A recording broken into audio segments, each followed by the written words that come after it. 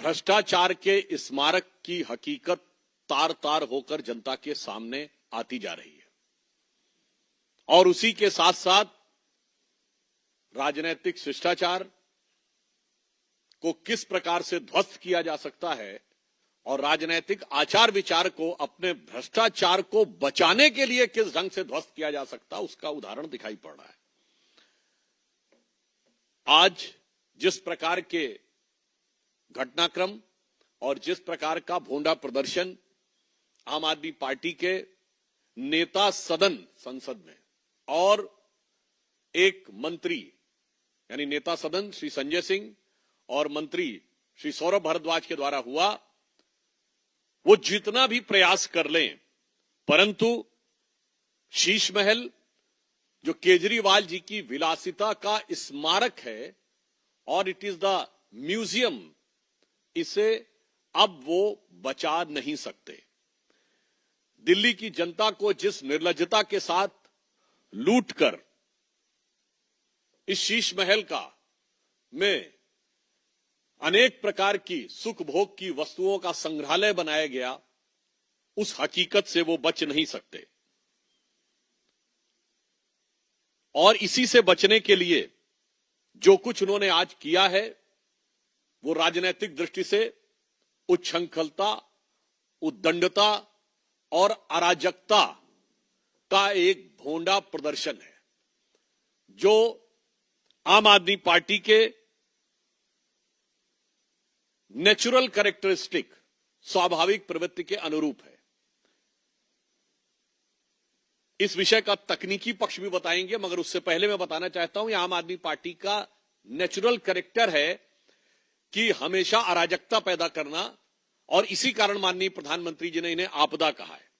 मैं सिर्फ स्मरण कराना चाहता हूं, अक्टूबर 2012 में केजरीवाल जी भारत के एकमात्र पूर्व मुख्यमंत्री हैं जिन्होंने खुद खड़े होकर बिजली की तारें काटी थी।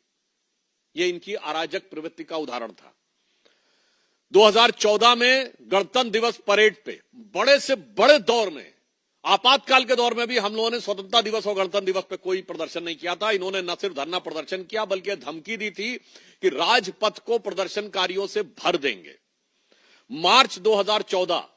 5 मार्च 2014 को भारतीय जनता पार्टी के कार्यालय पर लाठी डंडों को लेकर अशोक मार्ग वाले हमारे पुराने कार्यालय पे हमला किया था, और जिसमें इनकी सेंट्रल वर्किंग कमेटी के लोग थे, यानी जैसे हमारे यहां पार्लियामेंट्री बोर्ड के लोग हों। 19 फरवरी 2018 को मुख्यमंत्री आवास के अंदर चीफ सेक्रेटरी के साथ भौतिक हिंसा, फिजिकल मारपीट की गई, पिटाई का आरोप। और 13 मई 2024 को अपनी ही पार्टी की सांसद स्वाति मालीवाल के साथ मारपीट। और आज 8 जनवरी 2025 को जबरन मुख्यमंत्री आवास में पीडब्ल्यूडी मिनिस्टर कह रहा है। मैं उनसे पूछना चाहता हूं, अगर आपकी बातों में रत्ती भर भी सच्चाई थी तो आज चुनाव आचार संहिता लगने की इंतजार क्यों कर रहे थे आप? कल तक तो पीडब्ल्यूडी मंत्री महोदय के हाथ में सब कुछ था। यह लाचारी है या बाजीगरी है, यह दिल्ली की जनता भली भांति समझ रही है।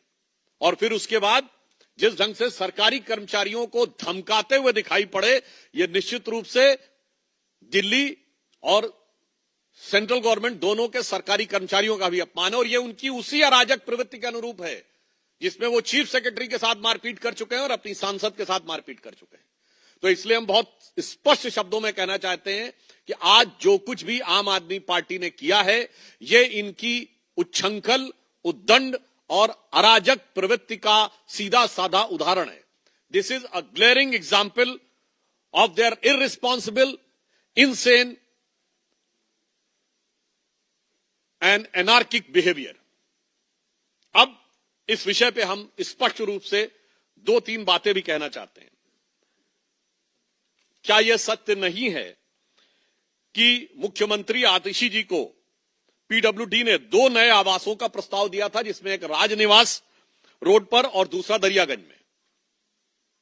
दूसरा पॉइंट,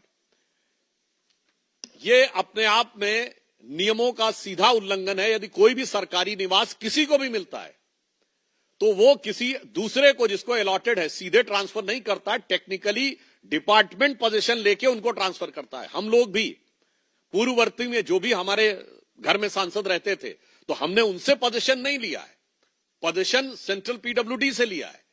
तो उसी प्रकार से ये कैसे इन्होंने कह दिया कि सीधे उन्होंने उनको दे दिया था। दूसरी बात, इतने लंबे समय तक उनकी सरकार रही, तो क्यों नहीं इन्होंने इन 10 सालों में उसे मुख्यमंत्री के आधिकारिक आवास के रूप में ऑर्डर जारी कर देते, अन्यथा दिखाएं कि वो मुख्यमंत्री का आधिकारिक आवास है। मुख्यमंत्री को 2-2 आवास आवंटित किए जा चुके हैं, परंतु उन्होंने अभी तक इसके बारे में कोई स्पष्टीकरण नहीं दिया है। इसलिए सरासर झूठ बोल रहे हैं कि वो मुख्यमंत्री का आधिकारिक आवास है।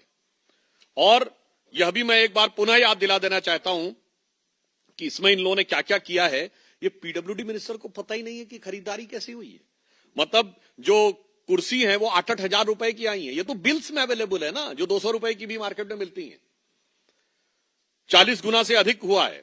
और एक दिल्ली फाइनेंशियल सर्विसेज रूल है, दिल्ली फाइनेंशियल सर्विसेज रूल 2019, जो ये कहता है कि 10 करोड़ रुपए के ऊपर की कोई भी अगर खरीद होगी तो वो कैबिनेट में जाएगी, यानी वो पत्रावली एलजी तक जाएगी। और आप देखिए क्या बेहतरीन शीश महल में पढ़े लिखे आदमी ने क्या बुद्धि का इस्तेमाल किया है कि ज्यादातर जो बिल्स बने हैं वो 9.5 करोड़, 9 करोड़, 9.25 करोड़, यानी सब 10 करोड़ से नीचे रहने वाले हैं।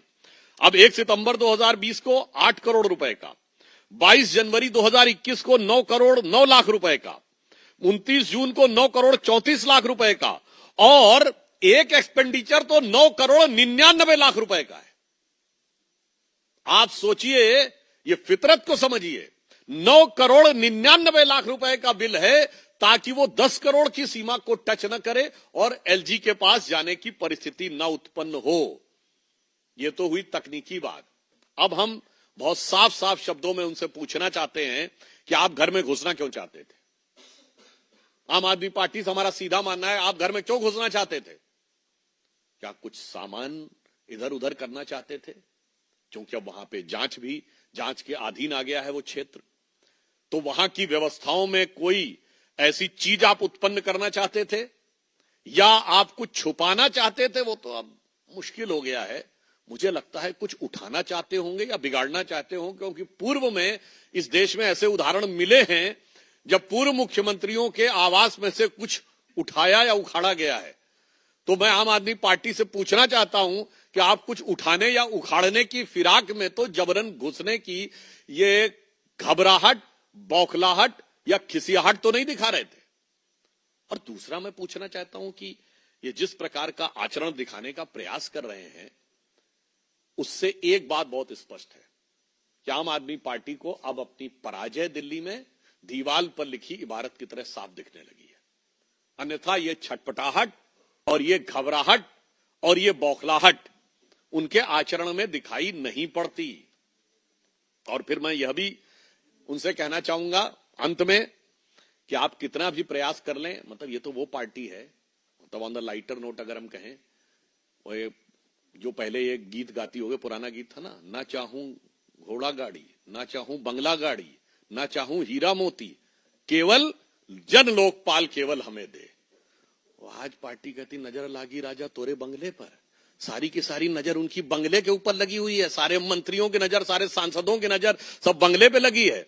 तो हम स्पष्ट रूप से यह कहना चाहते हैं कि अब आम आदमी पार्टी की स्थिति वो हो गई है, केजरीवाल जी की स्थिति यो हो गई है। भ्रष्टाचार का जो भीषण और विभत्स प्रदर्शन इस शीश महल में हुआ है, उससे दिल्ली की जनता ठगी हुई महसूस कर रही है। और आम आदमी पार्टी जो कुछ कर रही है उसको हम ये कहना चाहेंगे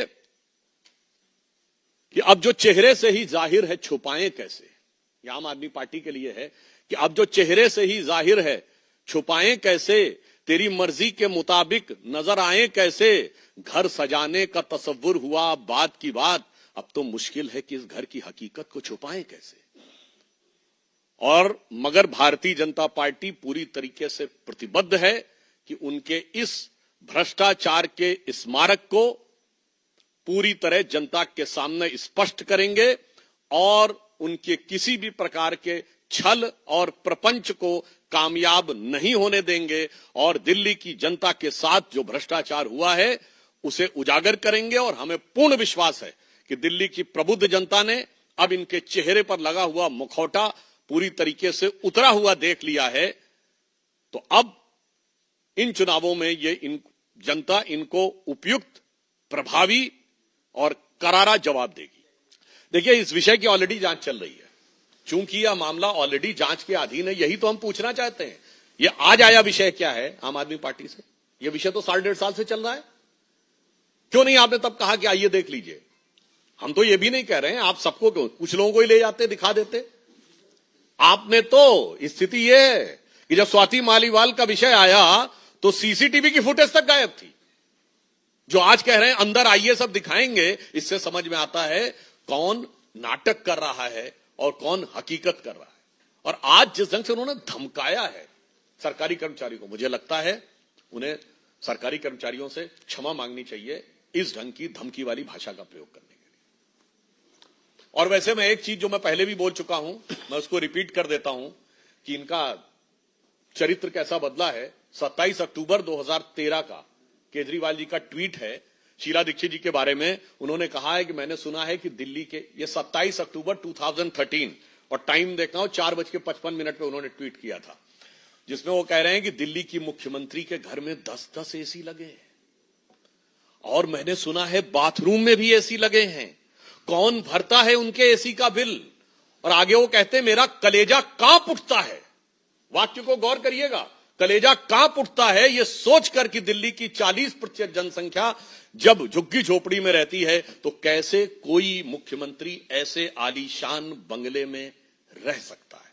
मुझे लगता है कि यह ट्वीट और आज की हरकत, इसके बाद दिल्ली की जनता के सामने दूध का दूध, पानी का पानी हो चुका है। और अब कितना भी बवाल कर ले, बिगड़ी बात बने नहीं।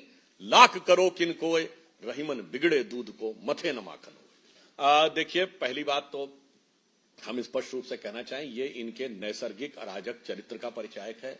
और मैं आतिशी जी से भी कहना चाहूंगा, इतना भावुक होने की आवश्यकता नहीं है।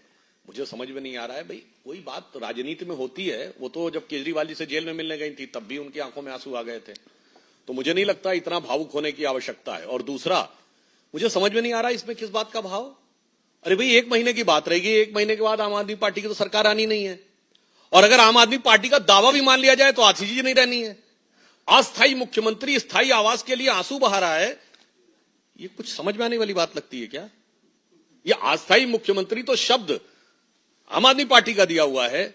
इसीलिए इनका पीछे का मंतव्य क्या है, इनके पीछे का गंतव्य क्या है और भविष्य का भवितव्य क्या है, यह दिल्ली की जनता भली भांति समझती है। आईआईटी ग्रेजुएट हैं, आईआरएस ऑफिसर हैं। प्रधानमंत्री आवास की आप तुलना करते, प्रधानमंत्री का आवास आधिकारिक प्रधानमंत्री आवास है। 7 लोक कल्याण मार्ग हर प्रधानमंत्री का आधिकारिक आवास है।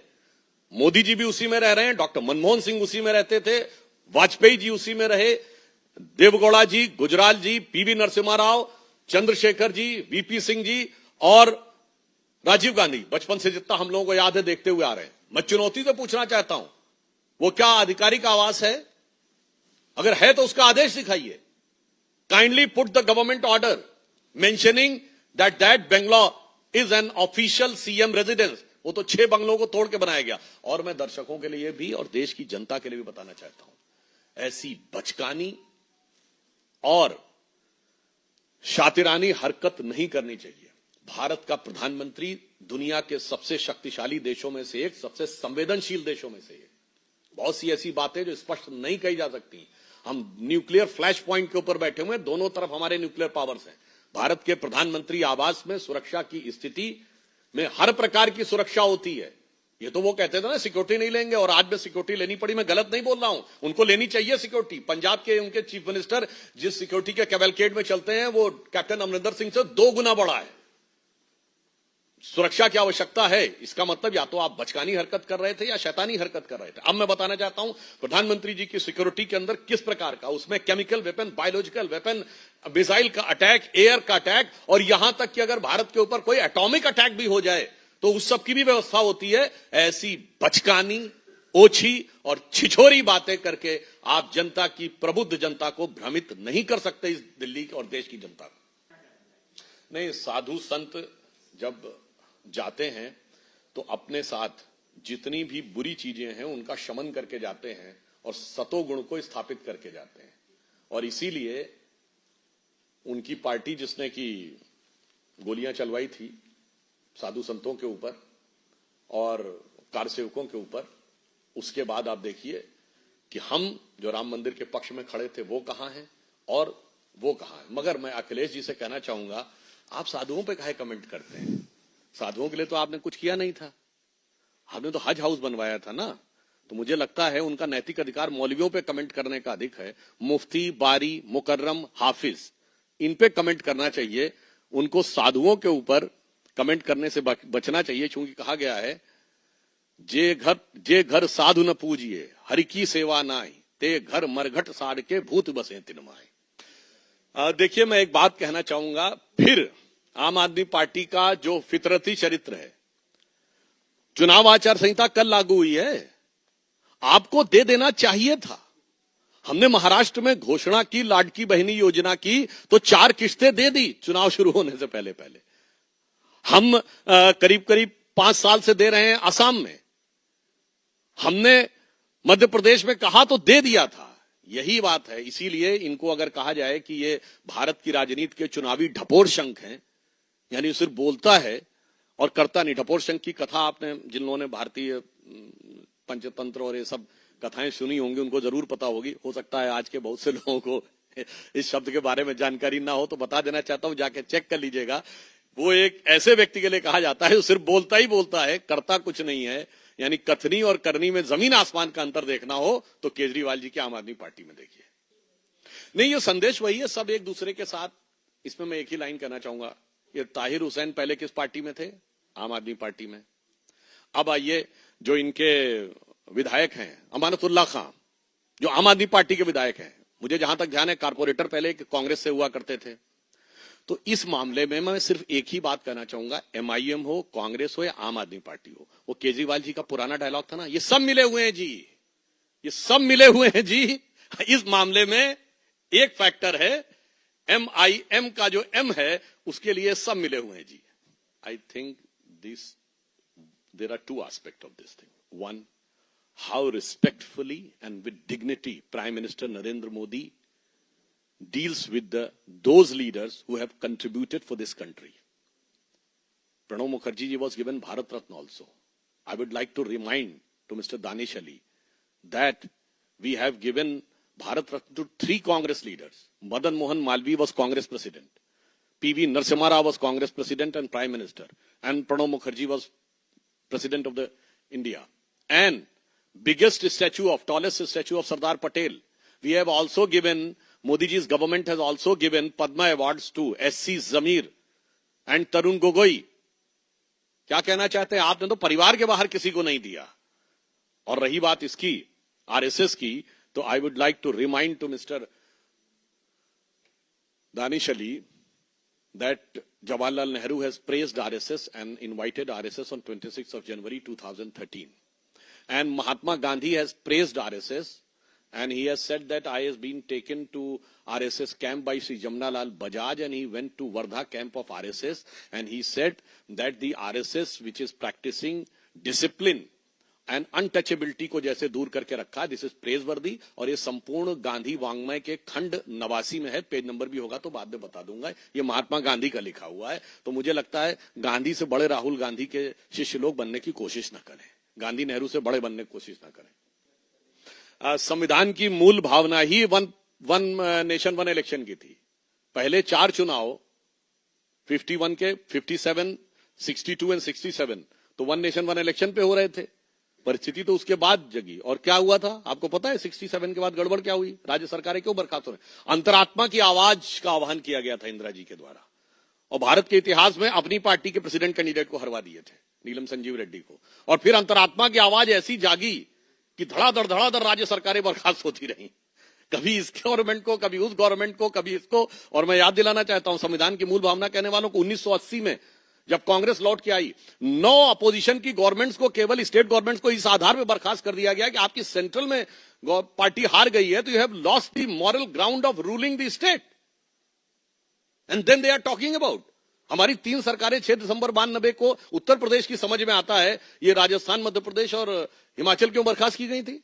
इसलिए हम कहते हैं संविधान के मूल भाव को समझे होते और उनके अंदर थोड़ा सा राष्ट्र प्रेम का प्रादुर्भाव होता, तो ये जो दुर्भाव दिखाई पड़ रहा है उनमें, वो नहीं दिखाई पड़ता, और ये जो दुर्गति दिखाई पड़ रही है शायद इससे वो बच जाते।